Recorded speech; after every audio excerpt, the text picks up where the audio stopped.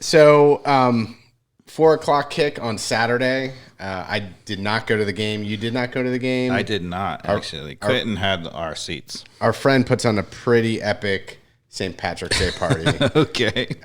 She's married to an Irishman, and they go full bore. I mean, there must have been 150 people at the parties. A Very COVID-friendly. Bagpiper. It was outside. Oh, nice. It's COVID-friendly. It was gorgeous, all outside. All right. I like it. And played some bags. Had the game on through ESPN Plus, which of course had to go through my VPN to get. I don't know, Carmen, if you have problems with that too, but just the whole blackout on this streaming stuff, it's just so frustrating. I know other people online complain about it, but yeah, we were talking about how wouldn't it be nice, to be able to go a little bit more in depth with some of the clips, and we keep being forced to use only the highlights because Bally's, at least on my TV or whatever, you can't record it.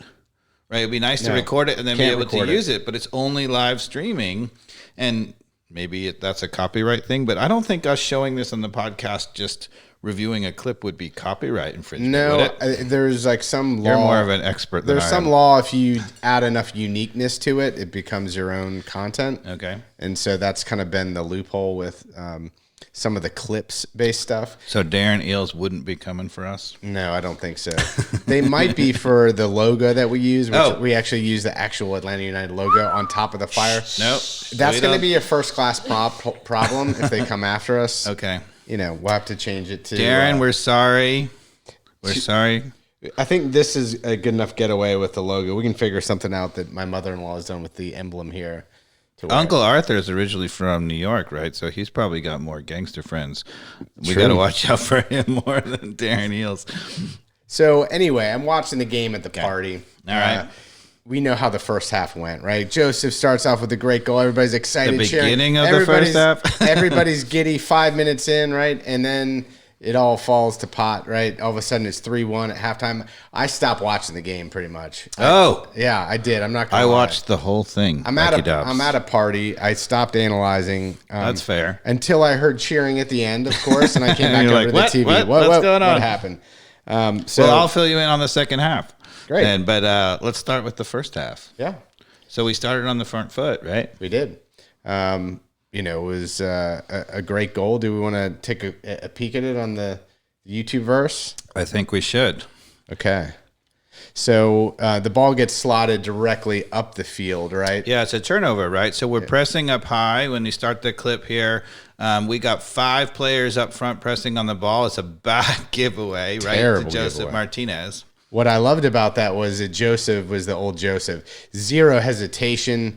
Looked up with composure and just blasted it right down Main Street. So I love that. It's not just actually the lack of hesitation and the really quality finish, but one thing you'll see on that clip that we haven't seen recently is he opens his hips.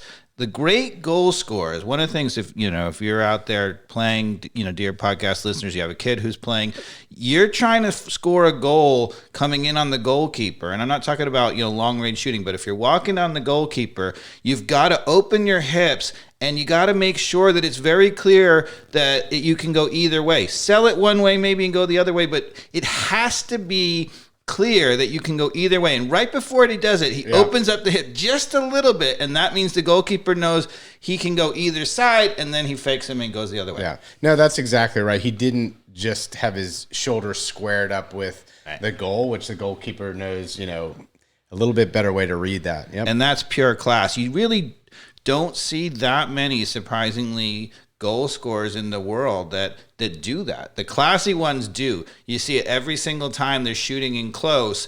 They never make it obvious where they're going. Because the great goalkeepers, if you make it obvious and the goalkeeper was in a great position coming out, if you don't, if you make it obvious where you're going, they're going to go get it. Yeah. So, that was 5 minutes, 41 seconds into the game, something like that? Great start. Yeah. And it wasn't just that the goal. We were completely on the front foot for a while, right? Yeah. Felt good. Like I said, I was at the party, and at that point,